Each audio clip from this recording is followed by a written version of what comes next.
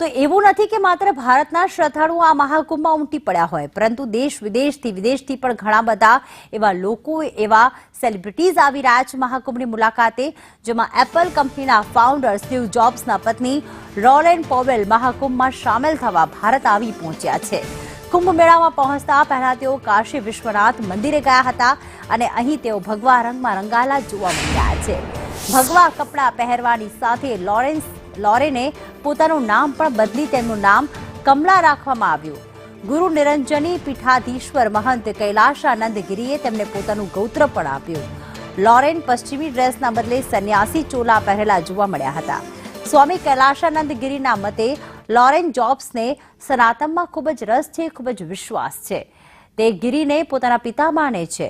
Laurent Powell પ્રયાગરાજમાં 10 દિવસ સુધી કલ્પવાસ કરશે। મહત્વનું છે કે સ્ટીવ જોબ્સને આધ્યાત્મિકતામાં ઊંડો રસ હતો। સ્ટીવ જોબ્સને બાબા નિમ કરોલીમાં અપાર શ્રદ્ધા હતી।